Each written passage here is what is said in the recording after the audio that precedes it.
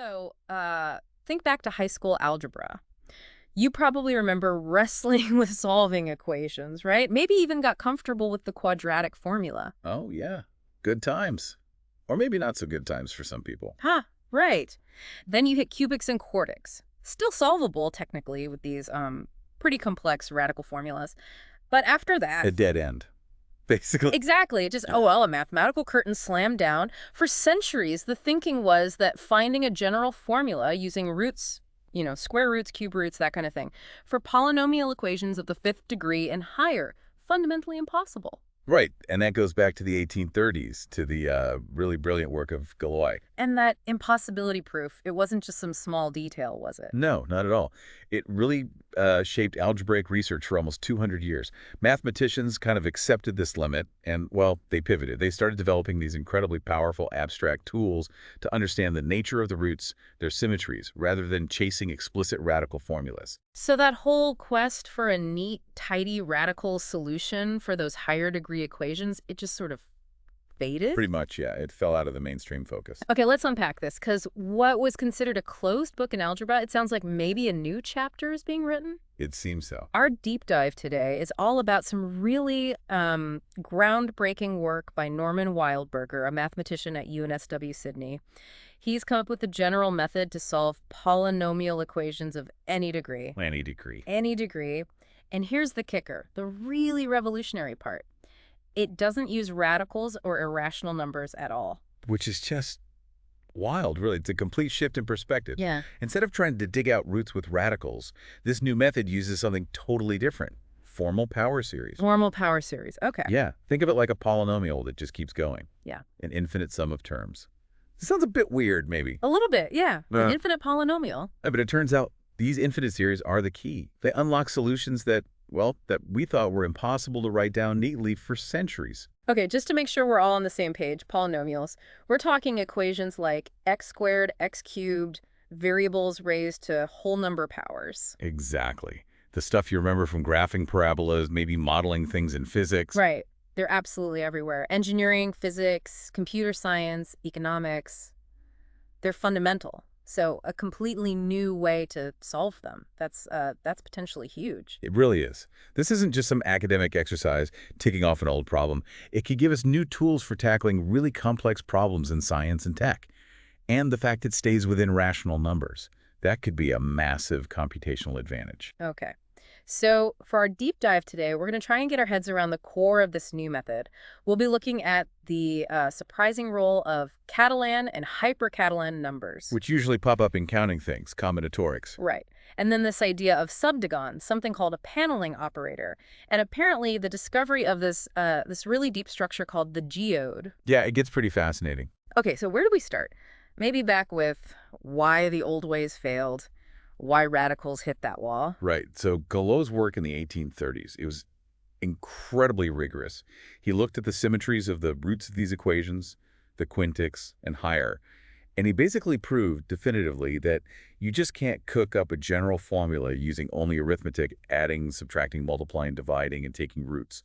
It's just not possible. So traditional algebra, focused on those radicals, just reached a fundamental limit. Exactly. A barrier it couldn't cross for those higher degrees. Okay, so for nearly 200 years, if you had a polynomial of degree 5 or more, you were mostly stuck with finding approximate answers numerically. Pretty much.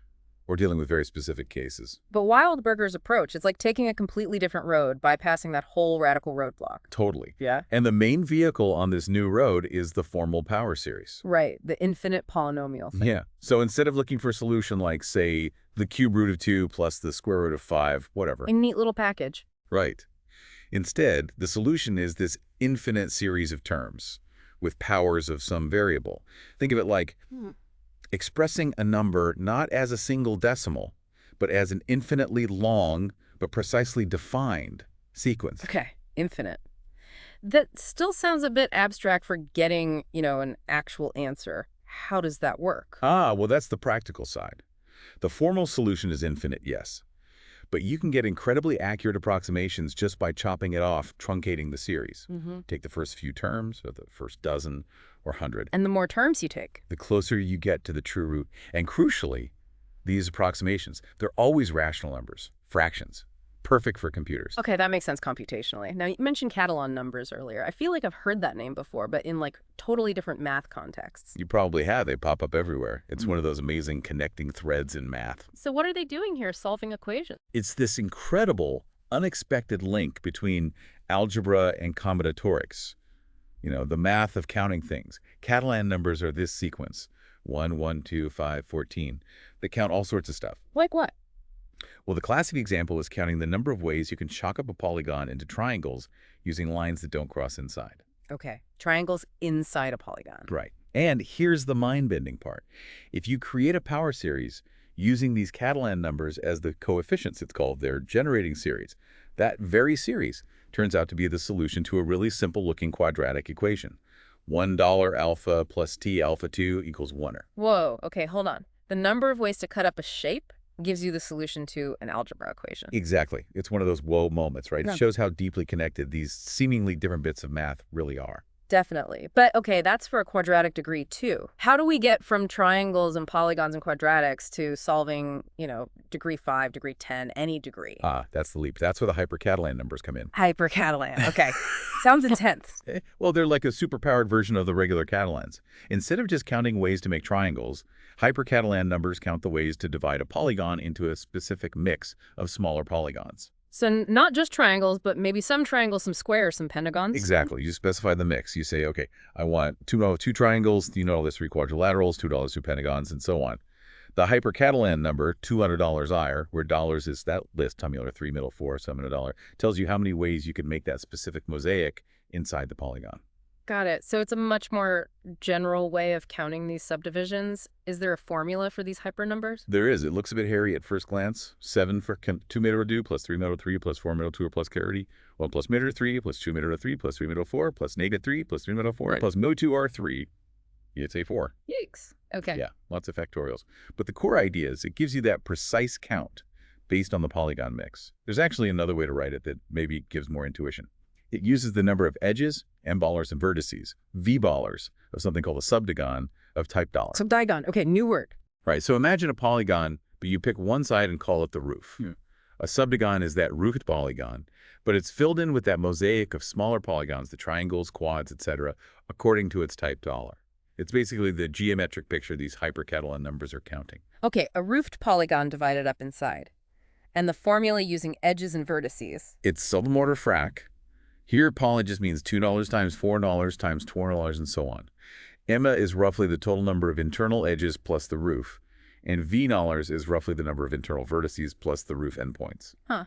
Okay. Still complex, but maybe conceptually clearer with the subdigon picture. And this connects to something called a paneling operator. Sounds like construction work. Sort of. The dollar paneling operator, written to Barnacle, is basically a rule for snapping together dollars of these subdigons to make a bigger one. How does it work? You take dollar subdigons. You also take a new central polygon with K plus $2 sides. You attach the roof edge of each of the dollar subdigons to one of the holler non-roof edges of that new central polygon. Okay, like gluing them around a central piece. Exactly. And this geometric gluing operation has a direct parallel in algebra. Okay.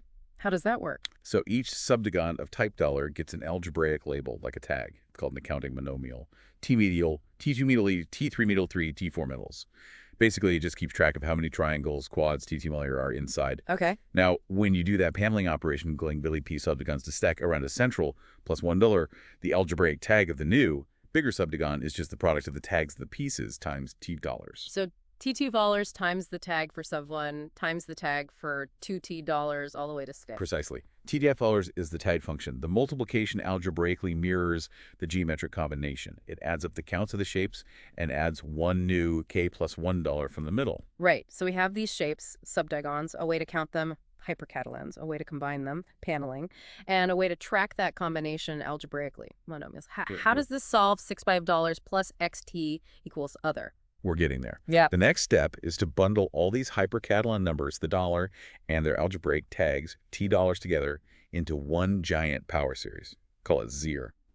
So zero sin theorem ZIR over all possible types, ZIR in dollars. This is the subdigon polyseries. Okay. The grand sum of all possibilities. Exactly. And here comes a key result.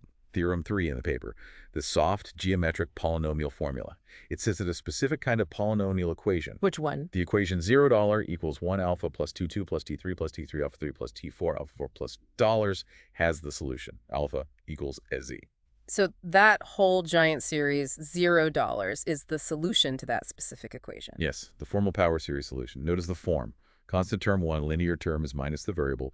Then the other terms have these t-tile coefficients. It's called the geometric form. Okay, $1 alpha plus T2 alpha 2 plus dollar. But most polynomials don't look exactly like that. How do we get to a general one, like 1 year b on x plus C2 by 2 plus dies of dollars? Through a change of variables. It's a standard algebraic trick, really. You relate your general polynomial to this special geometric form. You basically set your variable sixtels equal to Craxy1 alpha, where alpha is the solution to the geometric form. And you choose the text CKs in the geometric equation cleverly, based on the coefficients here of your original equation. Specifically, take k, ck1c, c1k for take series for 2x. Oh, okay. So you substitute things around. Right, and doing that lets you express the solution, $6 to your general polynomial, $0 equals CL1x plus C2 by 2 plus 6, in terms of that big subdigon polyseries. That gives you what's called the soft polynomial formula. It works for any polynomial. Soft formula. Can we make it harder, more explicit? Yes. We can make it explicit. You take that soft formula, you plug in the actual formula for the hyper-Catalan numbers. See, but remember the one with SBM, VM1? VM1, C1. That's the one. You substitute that in, and after some algebra involving the change of variables, you arrive at the explicit polynomial formula, which is Theorem 7. And that looks like? It looks like alpha C C1, CD2 WM1, C2 M1, C2 C3 M1. Okay, that's quite a formula. A big sum involving coefficients to a dollars, and those edge vertex counts MVM Noller from the subdigons. It is complex looking, absolutely. Right. But the crucial thing is, it is a general formula.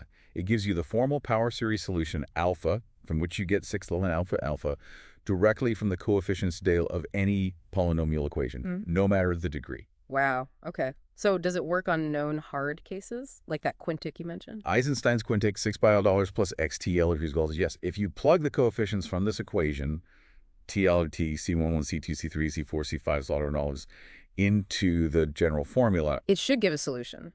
it exactly recovers Eisenstein's known series solution for this equation, which involves something called the Bring radical. Yeah. It's a known non-elementary series solution, and this message just generates it directly from the general formula. It's a really strong check that the formula works. That's impressive, a powerful validation. And you also mentioned something about series reversion. Yeah, there's a fascinating historical connection here. Series reversion is this technique for finding the inverse of a power series. If you have 3 other series in $6, reversion finds $6 as the series in dollar. Lagrange worked on this way back. Okay. It turns out the coefficients you get when you do series reversion for certain functions look exactly like these hyper-Catalan numbers, or very closely related forms. No way. Yeah. It suggests this deep link between solving polynomials and inverting series was sort of hiding in plain sight for centuries. Yeah. Lagrange, with his inversion theorem, was kind of unknowingly touching on the combinatorial structures needed for this general polynomial solution. That's amazing. History rhyming. Okay, now what about this geode thing? Sounds crystalline. Yeah, maybe. It comes from looking deeper at the structure of that big subdigon poly series. Remember the dollar, some seam, the T dollars? Yeah. Well, you can reorganize the terms in dollars. Instead of just summing over all types dollars, you can group them by the total number of internal faces in the corresponding subdigon. Let's call this reorganized series. C dollars? Okay, layering it by complexity, sort of. Exactly. And if you look at CO1, subtracting the null term, a really remarkable factorization pops out. Let CO1 be the simple series, $2 plus T3 plus T4 plus GAR. Then it turns out that CO dollars goes SEO applying as GO. Where G is the geode. G is the Geode poly series. It's another power series whose coefficients, let's call them GO dollars, form the Geode array. So CO dollar factors into the simple sum, COU dollars, and this other thing, G dollars. What does that mean? It suggests that the GO dollar, or the numbers G dollars, might represent an even more fundamental structure underneath the hyper-Catalan numbers, like CO dollar is built up from geodals in some way. Like finding quarks inside protons and neutrons? Kind of like that, yeah. It's peeling back another layer. There's something called the Geode bi-triarray, which looks at the Geode coefficients just for subdigons made of triangles and quads, 2 out of 2 and 11, $3 only. That gives us a first peek into this structure. But we don't fully understand the geode yet. Not fully. Finding an explicit formula for geolars in general, or understanding its combinatorial meaning, what exactly is it counting? Those are big open questions, really exciting ones. Wow. deep stuff. Okay, can we maybe come back to something a bit more hands-on? You mentioned Wallace's cubic equation and bootstrapping. Absolutely. Let's see how this works in practice, even with approximations. Take the general formula, but specialize it for cubic equations, degree 3. You get a geometric cubic formula. Okay. Now, we won't use the full infinite series. Let's truncate it, keep just the first few terms involving 2 towns and 30 3. Call this approximation QT2 town, T2 rounds. Using our change of variables formula, we can write an approximation formula for a root of a general cubic Q dollar C1x plus C2 by 2 plus C3 by 3 equals low. Let's call it $12. Tiller is roughly frac C12, frac C2 to C3 doll. Okay, an approximation using the first few terms of the series. How good is it? Let's try Wallace's equation. 692 divided by 5 equals $del. A classic hard cubic. We know a root is near $62. Let's use 62s as a starting point. Okay. We shift the variable. Let's 60y plus $2d. Substitute that in, and the equation becomes $3 plus 6y2 plus 10y1 plus $z. Or, to match our T-Toller C1x dollar form, let's write it as $1, 6y2, y3, so C110, C2 6, C3 to 1. Got it. Coefficients for the shifted equation. Now, plug these steel values into our approximation formula, which uses the truncated dollar. You crank through the calculation. Then you get an approximation for year. Adding 2 back gives an approximation for 60, which turns out to be around 2.0945. Wow, that's really close. The actual root is about 2.09455, just from the first few terms. Exactly. And bootstrapping is just doing it again. How? You take that new, better approximation, say 6 by dollars, use 2.09455. You shift the original equation again, setting 6 L's plus by a 921. You get another new cubic in 0. You apply the formula dollar to its coefficients. And that gives an even better answer. Phenomenally better. Doing this bootstrap just once more for Wallace's equation gets you something like 16-digit accuracy for the root. 16 digits from 2 steps using a truncated series. Yeah. It converges incredibly fast. It really shows the power hidden in these series, even when you only use a piece of them, and this iterative refinement. That's seriously impressive. So, stepping back, what are the big picture implications here? Is this going to change how engineers solve equations? It certainly could. The potential is there. Because it generates rational approximations directly from rational coefficients, it's very computer-friendly. It might lead to new algorithms that avoid the precision issues and complexities you sometimes get with methods involving irrational numbers or finding roots numerically. And for pure math. Oh, it throws open tons of questions. Yeah. Like we said, finding an explicit formula for the geode. What does the geode mean combinatorially? Exploring its connections to other Catalan-like structures in math. There's even a big effort now to get all these new hyper-Catalan sequences properly cataloged in the online encyclopedia of integer sequences, the OEIS. Well, it's really stirring things up. Definitely. It's a completely fresh look at a problem people thought was basically settled, just approached from a different angle, combinatorics and power series, instead of radicals and field theory. And finding the geode suggests there's maybe even more structure hiding there. Okay, so wrapping up our deep dive then.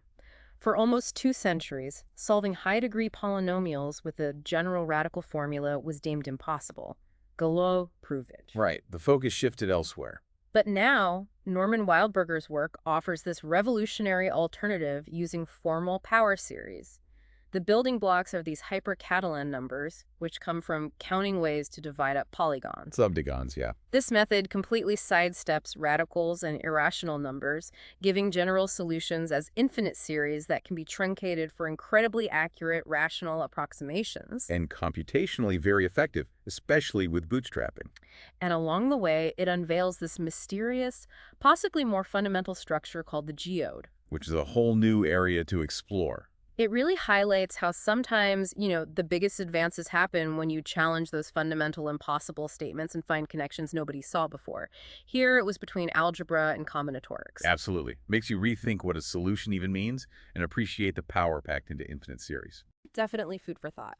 If you want to dive even deeper into this, the original paper is in the American Mathematical Monthly, and Professor Wildberger also has a fantastic YouTube channel, Insights into Mathematics, where he explains many of these ideas. Well worth checking out. Thanks for joining us on this deep dive.